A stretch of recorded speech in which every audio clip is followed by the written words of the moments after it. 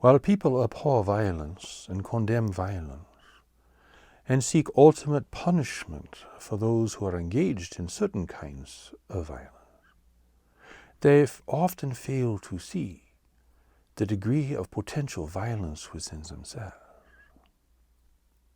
People love to watch violent movies or pay close attention to catastrophes or battles or wars, as if they have an appetite and a thirst for violence. You see this all around you. It is not a mystery. Look at the movies that people watch. Look at what is portrayed in the news media. Look at what fascinates people's imagination.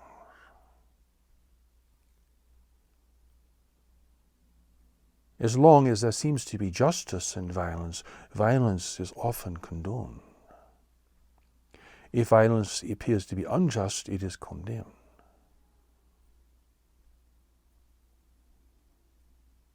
But what about the violence within the person? Within the people who are engaged in violent activities? What about the violence within you? To seek gratification or stimulation by observing the suffering of others means that you have a tendency within yourself, an appetite within yourself that must be satisfied through these things. You might think that violence is terrible. It might be abhorrent. You cannot even speak of it, perhaps. But there is something within you that has the potential for violence and may already be violent. What is condemnation but controlled violence? What is the admonishing others but a controlled violence?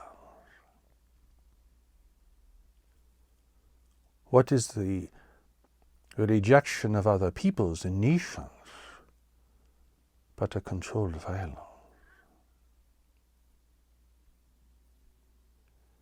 If your mind is turbulent, if it is restless, if it is agitated, if it is filled with anxiety and resentment, then it is a well for many things, including violence.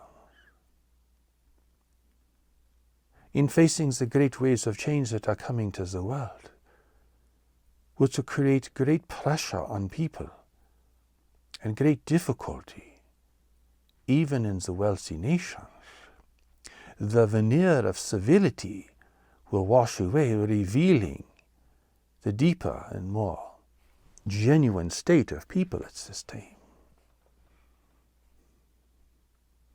People who were cordial and polite will become angry and vengeful. People who seem sophisticated will act like animals. The great waves of change which will bring violent weather, the depletion of resources, increasing economic and political instability, and the growing risk of conflict and war, the darkening of the world will push people over the edge. They cannot be tolerant any further because they are losing their jobs, they are losing their homes, they are losing their social and political power, they are facing ever greater uncertainty. Vast networks of corruption will be revealed. Human incompetence will come to the surface in governments, religions, and commerce. People will be enraged. They will be frustrated. They will be very frightened. Tolerance will melt away like ice in the sun. And the potential for violence not only between nations, but between people, between groups of people who escalate, requiring more government control and suppression of personal freedom. What can you do about this? If you really believe in peace, then you must address the potential of conflict and the reality of violence within yourself. You cannot demand peace of other people, peaceful behavior, or peaceful attitudes if you yourself cannot demonstrate this. In your relationships with others, in your relationship with yourself, and in your relationship with your nation and your government and the world at large. People demand peace, but they are not peaceful. They want peace so they can continue to engage in their personal pursuits without anyone else needing anything from them, without having their goals and plans interrupted or interfered with. It is as if they are saying, I want peace so the world will not bother me, so I can continue my personal obsessions, my personal pursuits, without anything getting in the way. And when people have relative peace, they don't know what to do with themselves. They become addicted to things. They race around like a mad person. They cannot sit still for 5 minutes. They require constant stimulation. Their mind is full of nervousness and agitation. They do not have any real deeper sense of themselves or where their life is going. Look at the decay of people's ethics and behavior in an environment of relative peacefulness.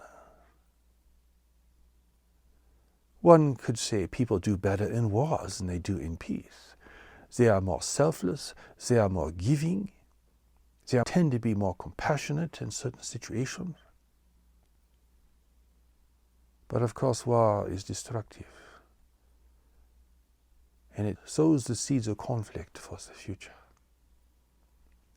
So you cannot find purpose in war, for that is not the purpose that you came into the world with. If it takes war to have you rise to a greater occasion, to recognize greater needs, to become more selfless in your approach to the world, that is unfortunate and a sad testament.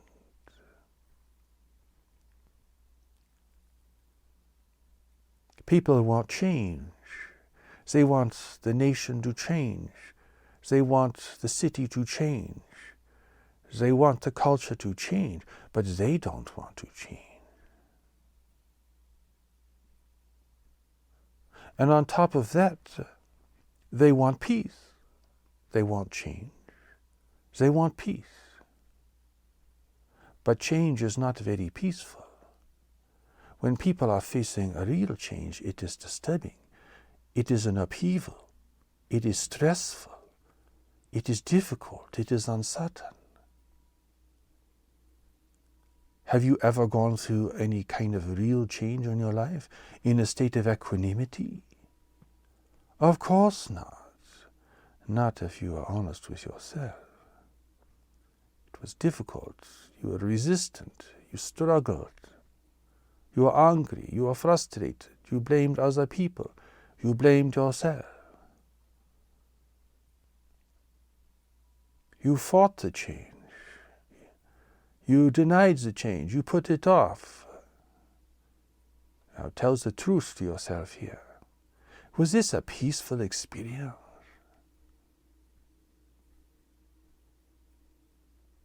How can people go through change without going through revolution, without unleashing all of their potential violence and conflict upon one another?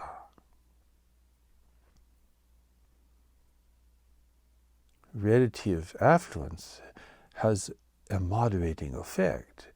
But in facing the great waves of change, many people will be losing much, if not all, of their affluence. So all of these moderating effects will be removed. Yes, people will be changing. They will be forced to change. They will be changing against their preference and their will, and they will fight and they will struggle, and they will blame and they will condemn.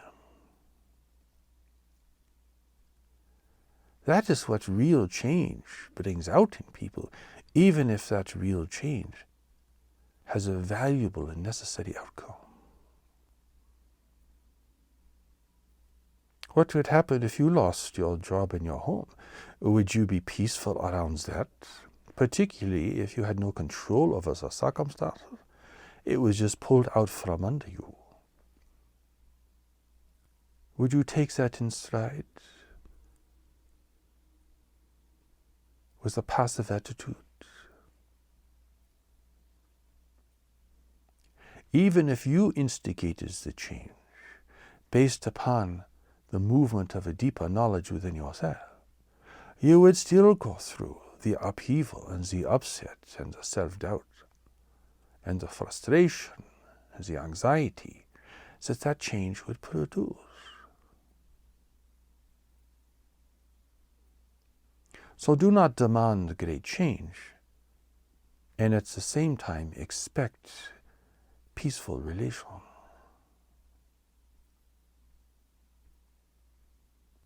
If you have to change your relationship with someone, you realize you cannot go forward in a relationship with someone. Will that be peaceful and elegant? No. Not if you have a deep attachment to one another, or one of you has a deep attachment to the other. To be really difficult, be painful, upsetting. If you're the person leaving, you will feel guilt and shame and uncertainty, great doubt. If you are the person being left, you will feel abandoned and cheated, manipulated perhaps, used, abused, and so forth. That is change. That is why most people talk about change, but don't change. They want other people to change. They are afraid of change. And one of the things they are afraid of is a fear of themselves. What would come to the surface in their own minds? One of the reasons that people do not change things that they know they must change is the self-recrimination that comes with realizing that you should have made this change years ago. And what on earth have you been doing all these years? Compromising yourself in a situation that you should have resolved years ago. This self-recrimination can be very strong. And it is one of the factors that keeps people from taking action regarding change that they know they must make in their relationships and circumstances.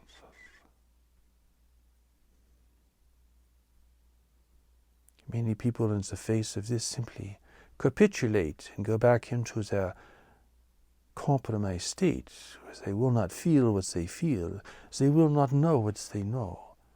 They will just try to make the best of a situation. Perhaps they will be philosophical regarding it and say, well, wherever God wants me to be, I will be. As if God is the source of their problem. Or they will try to make a situation that isn't working look better than it is by highlighting its benefits and its potential and so forth. These are all forms of self-deception, of course. But one of the reasons that people take this form of action, which is not in their best interests, is to avoid dealing with what they will feel within themselves.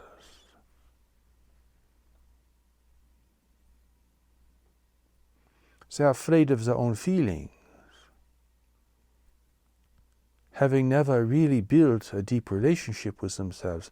Now they are afraid of what is inside of them, afraid of anger, afraid of grief, afraid of feeling out of control. And this, of course, is the source of much mental illness and human incapacity. So what should you do? It is important within yourself to build a connection to the deeper intelligence within you. For despite however much fear and resentment and uncertainty you may be holding within yourself, this deeper foundation of knowledge, this deeper intelligence that God has created within you is certain. It is uncompromised and uncompromising. It knows who you are, where you need to go, what you need to do, what you need to avoid, and what you must seek. It is waiting to be discovered within you. And as you take the many steps that will be necessary to approach this greater intelligence and to build a conscious connection with it, you will lessen the impact of fear, anger, and violence within yourself.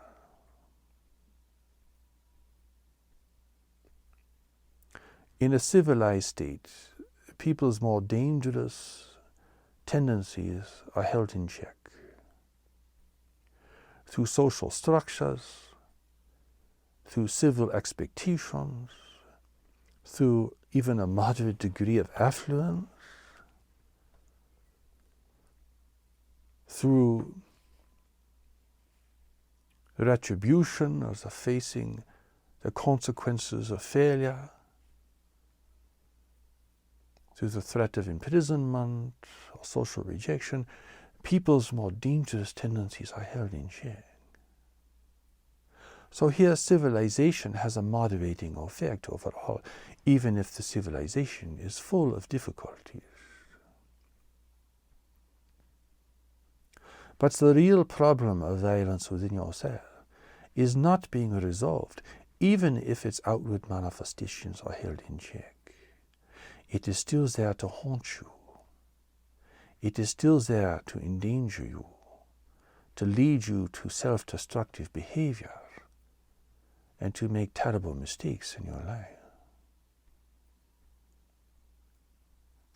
How do you resolve this within yourself? If you fight evil, it becomes stronger. Evil loves attention. It thrives on attention. It is really something that is unreal in itself, but as more attention is given to it, and the more it is rejected and resisted, which is another form of attention, then it remains strong, and it has a powerful potentiality, a powerful potential. If you fight evil within yourself, you will not be successful because you are feeding it as you fight it. What is important is to make it unnecessary. For what is the potential for violence within yourself but a well of fear and uncertainty that you have as a result of being separated from your greater source?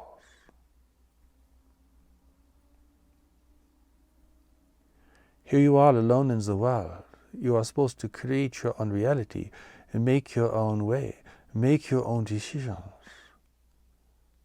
Struggle to stay above water. Avoid numerous and even unexpected dangers. try to get along with other people who are not necessarily supportive of you and may even oppose you,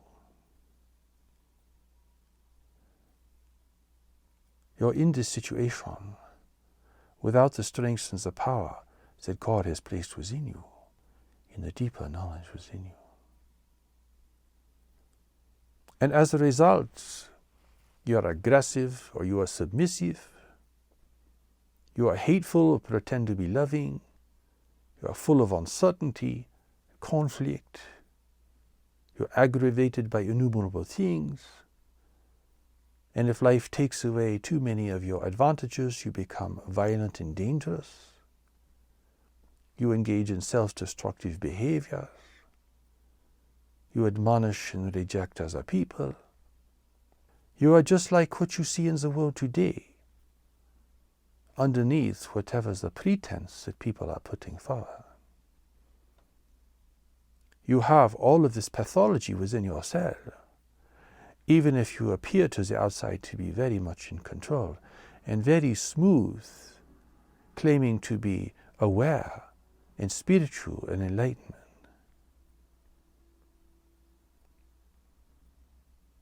That pathology is still there. How will you undo it? How will you weaken it so it does not cast a pervasive, everlasting cloud over your life and influence your decisions and spoil your relationships and ruin your ability to enjoy life in the moment and to prepare wisely for the future? Certainly, you have to make decisions regarding certain kinds of behavior. And you will recognize, if you give this your attention, that there are certain procedures and methodologies for replacing self-destructive behaviors with behaviors that are constructive for you and for other people. You will perhaps find very powerful methodologies that can help you. Perhaps you will find a very competent teacher or set of teachers that can assist you in rehabilitating your life and in giving it greater strength and balance.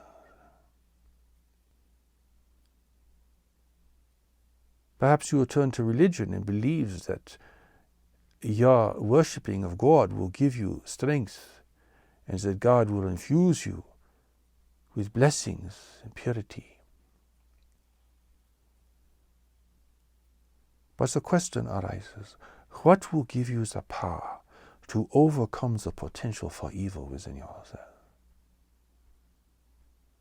Not only to hold it in check, but to weaken it significantly to the point where it cannot govern you, even if you are facing deprivation and difficult circumstances.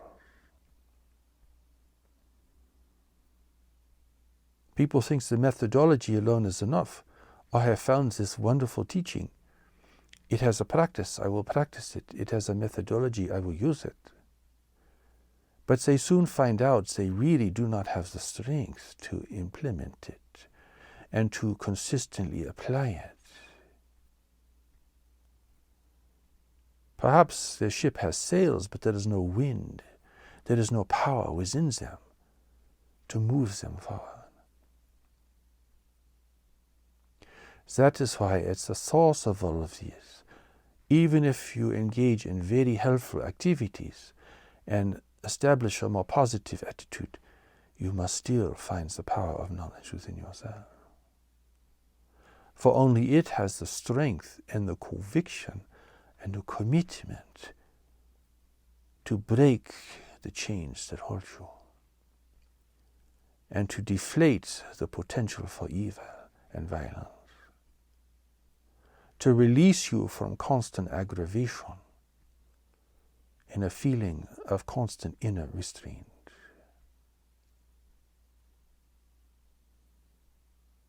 If people do not find this source of power and guidance within themselves, then they are relying upon their willpower alone. And for most people, this will not be sufficient. A few will be able to overcome their obstacles and build a new foundation for themselves. But even this foundation will not really be successful in facing the great waves of change.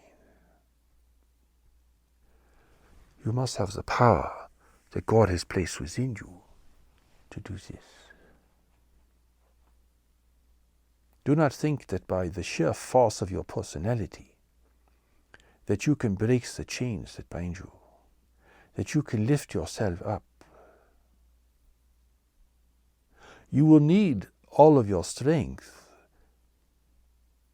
to undergo real and constructive change in your life. But you will need the power of knowledge to fuel your action. Do not fall into the trap of thinking that, well, you have to do everything, or you just sit around and God does everything, as if grace takes care of all of these problems, fixes your leaky roof, fixes your broken relationship, fixes your compromised and neglected health, and can enable you to overcome your fixations, obsessions, and addiction. It will take the strength of your will, your personality, your physical strength, your personal determination, with the power of knowledge, to break the chains that chain you to the wall, that keep your mind in a state of constant aggravation, that breaks addiction and obsession. For knowledge is not addicted, it is not obsessed. It is not angry, it is not violent. When you see the difference through experience between the reality of knowledge and the state of your personal mind, you will see very clearly the great difference. And you will see who must be the master and who must be the servant. You will see where the source of strength is in yourself. And you will see the weak condition of your mind and the compromised state of your life. Do not think that you are where you are in life is where God wants you to be. Oh, that is so very rare. You have a mountain to climb. You have movement to make within yourself and in the world around you. Most people are not where they need to be.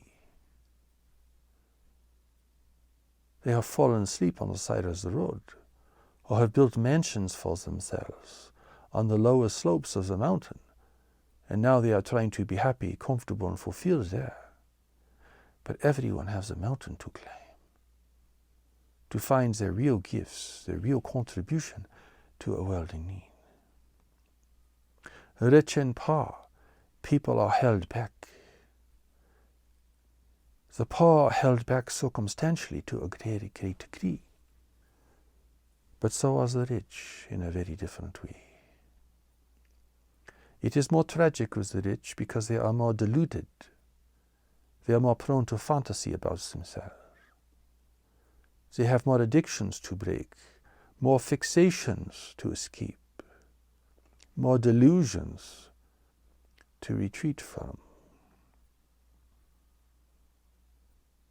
They are less honest than the poor, and less aware of the realities of life. When the rich get angry, the country goes to war.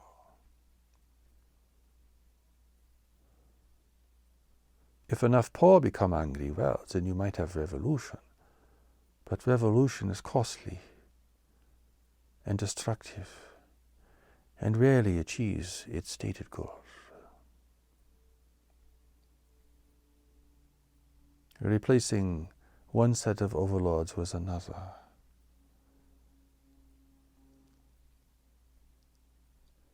Your task is to take the steps to knowledge. Then whatever you do that is beneficial will be empowered by the presence of knowledge. And whatever you try to do that is not beneficial will be restrained by the power and the presence of knowledge. God is not going to swoop down and wash away all your sins as an immense act of grace. God is not going to dispel your illusions, your fantasies, your addictions, and your tragedies. God has placed a perfect guiding intelligence within you. Without it, you are lost. Rich or poor, you are lost.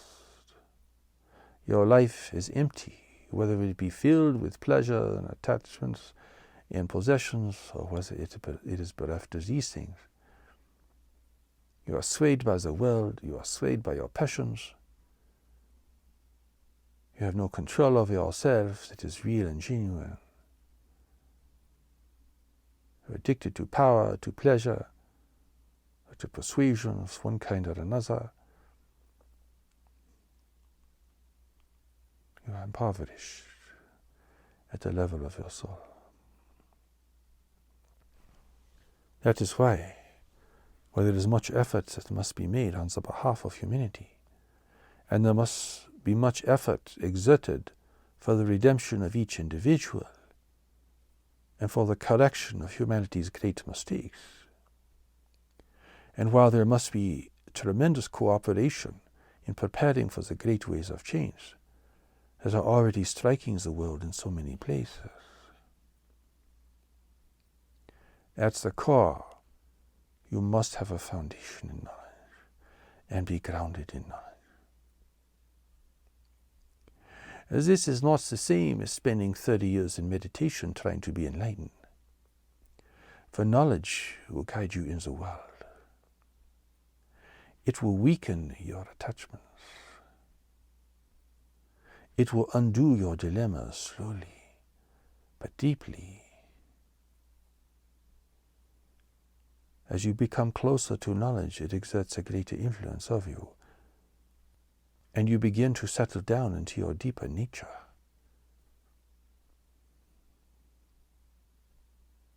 You are faced with decisions. Your mind wants something that knowledge does not want. And you will have to face this conflict, this dilemma. You want a person, a place, or a thing. Knowledge is not going there. And you cannot make a deal. There is no making deals with knowledge. It has no interest. Do you see here? If you choose with knowledge, you are defying your passions, your obsessions, your fantasies. You are choosing something else.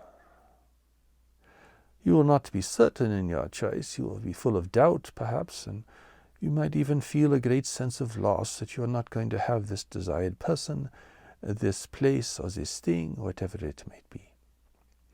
But you have given strength to knowledge. Because you see, only God knows how to redeem you. You don't know. You can't do it on your own. You cannot lift yourself up off the ground. Here you must learn to receive and to choose, and to honor your choice, and to bring your personal power to bear to follow the right choice that you make with knowledge. If knowledge is not going for this person, this place, or thing, you should not be going there either. For knowledge is trying to take you somewhere in life. It is trying to take you to a set of circumstances, and to meet certain people, and to have certain experiences and realizations that will begin to reveal to you your greater purpose for coming into the world, which is barely reflected clearly in what you think and in what you do. That is why the new message teaching that God has sent into the world provides the steps to knowledge as a part of its essential teaching. While many things are directed and recommended for successful and harmonious living in a changing world, There must be this fundamental connection at the center of it all. As if this were the hub of the wheel, and that everything you do radiates out of this hub and is influenced by this hub. Who you are with, the work that you do, how you view the world, how you respond to difficulties and failure, how you face change, the degree to which you have the strength and the wisdom to make positive change in your life. All of this power emanates from knowledge within you. Without this, you are weak. And in most cases do not have the strength to overcome the real obstacles that are affecting you. God knows you cannot do this alone, so God has given you knowledge. God knows that without knowledge, well, you would try perhaps very hard, but you would constantly be swept up by the world. Constantly overtaken by this force or that force, this emotion or that emotion, this reaction or that reaction. The world is full of these persuasions. Social movements, political movements, personal anguish, control of your family, social obligations, religious edicts. Everything is pulling on you from the outside. Where are you going to find your real connection to God and the strength that God has given you? That in and of itself, with your awareness and your cooperation, will undo the seeds of conflict within you. You will still have emotions and feelings, sir. You will still get bothered by things, certainly. You're not going to be dead. You will still be affected by the world. You will feel tragedy. You will be upset by violence. You will be disturbed by the suffering of peoples. You will be annoyed by people's stupidity and cruelty. But the difference is that all of these reactions and emotions will not change the course of your life, which is now has a greater power directing it. But you must be very patient, you see. This is part of what undoes your restlessness, your aggravation, your irritability, is because the journey is slow. You want the journey to happen now. You want the results now, as if you were purchasing something from a store. You pay your money, you want to get what you want. You want strength. You want certainty. You want real direction in life. You want it now, don't you? Oh, tells the truth here. You want it now. You don't want to have to work for it. But you will have to. Because the journey requires it. Because the journey is where you gain wisdom and strength and power. Where you see how knowledge works. Where you gain enough skill that you can be of service to others in the future. People think that becoming healed or authentic in their life is a kind of dispensation from God. But really the potential for this is within them at all times. But for many people it is like having to backtrack. They went so far off course in life that they have to find their way back. Because if you are lost, you have to find your way back. And in doing so, you begin to review and recognize your former errors. You begin to undo the motivation that took you off course to begin with. you begin to recognize the mistakes you made along the way and to realize what caused them and why you gave in to them. This is all wisdom building, you see. For the journey is not simply to get you out of trouble, it is to make you powerful and wise, so that you may be of service to the world. That is why God does not cast a wand over you and make all of your troubles go away, as if you're on welfare of some kind. You have to backtrack. Your life went off course some time back there. You have to work your way back. Just as if you were lost in a big city or in the wilderness. Well, you have to backtrack, try to figure out where you lost your point of certainty, beyond which you didn't know where you were or what you're doing.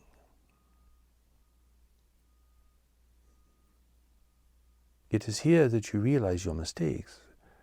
How would you ever know how you ended up where you are today if you didn't backtrack?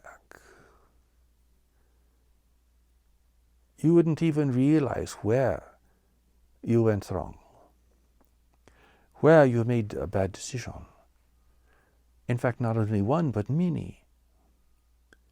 And with each one you became more disassociated from yourself, more estranged from yourself,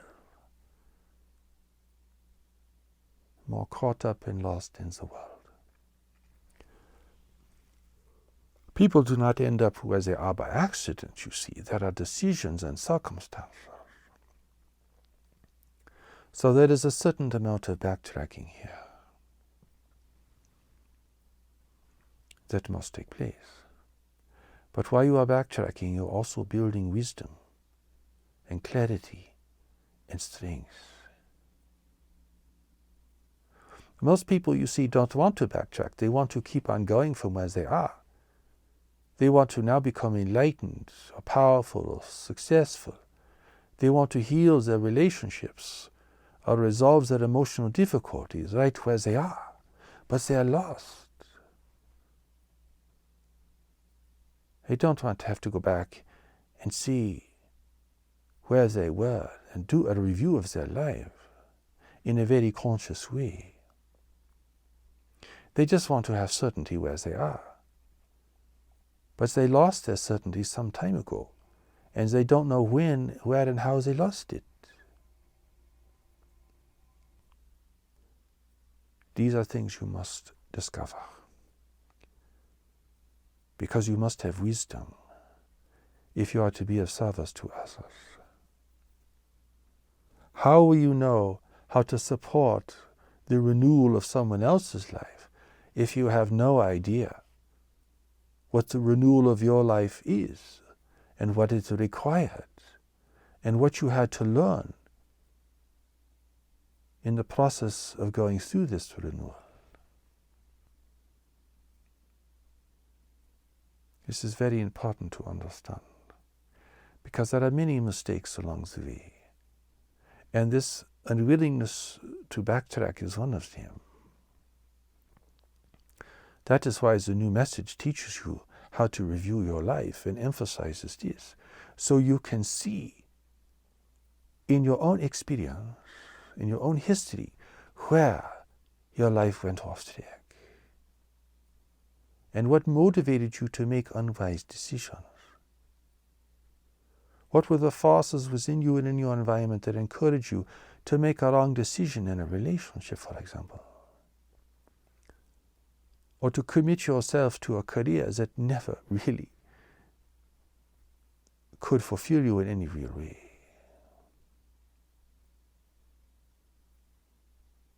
You must recognize this within yourself and in your environment, both presently and in the past. What has held you back? You cannot guess here. You cannot just make an assumption. You must really find this out.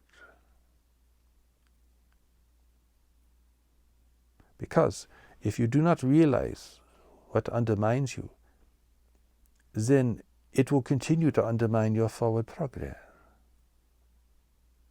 If someone is lost in the wilderness and sets a path for themselves, they could become more lost. They might choose to go west when they need to go north. They don't know where they're going. They don't know what they're doing. They don't even know where they are.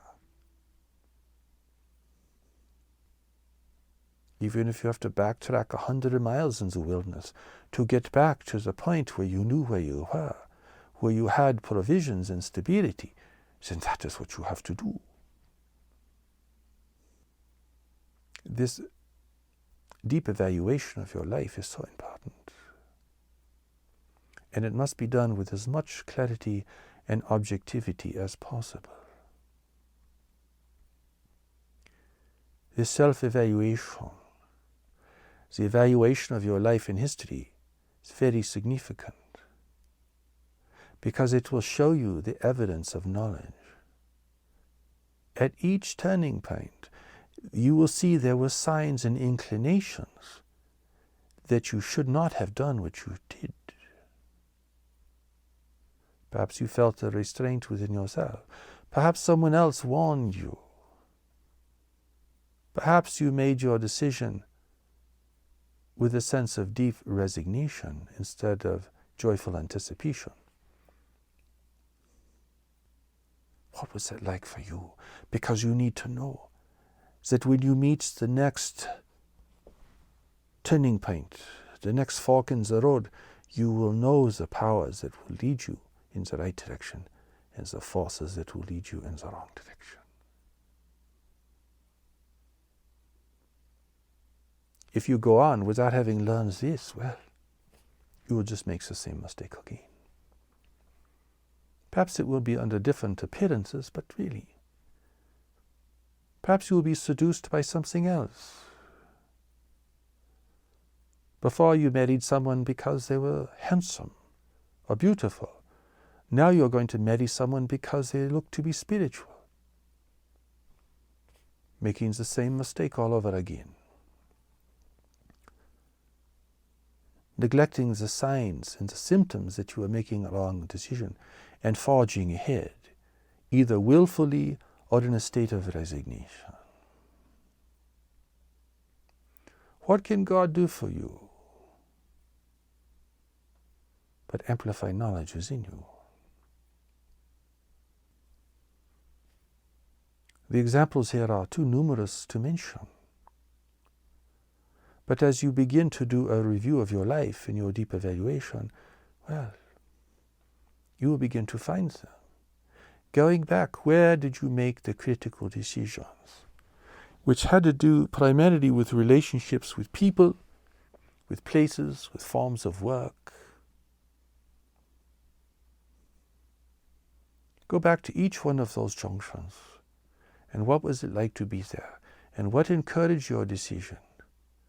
And what, if any, that you could recognize was the signs indicating that you should have done something else? Know these signs. Acquaint yourself with them fully. Remind yourself of them every day. Because those signs will be there for you in the future. And those forces that led you astray will be there in the future. Because the world is full of these forces. And now you must guard your mind and your decisions carefully. Not bringing fear, but great caution and discernment to your engagements with people and to what attracts you. You bring everything to knowledge. You learn to do this through taking the steps to knowledge. And you learn to do this because this is your primary education. You may praise God and worship God, but God only wants you to do what you came here to do, what you are sent here to do. You will only honor God by doing that. And if your life has gone off course, you must go back,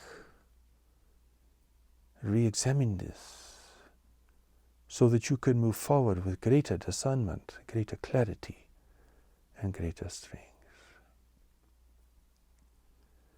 then what is restless and violent within you will become subdued. The power that reinforces it will be diminished. That power will now be exerting itself in another direction. Here you will find greater strength, greater certainty, greater self-awareness. You will not be so easily seduced by the allurements of this world. You will not be so easily swayed by other people's opinions. Wealth, beauty, and charm will have less and less effect upon you, for you will be looking for something deeper in people, the very depth that you are working to find and to keep alive within yourself.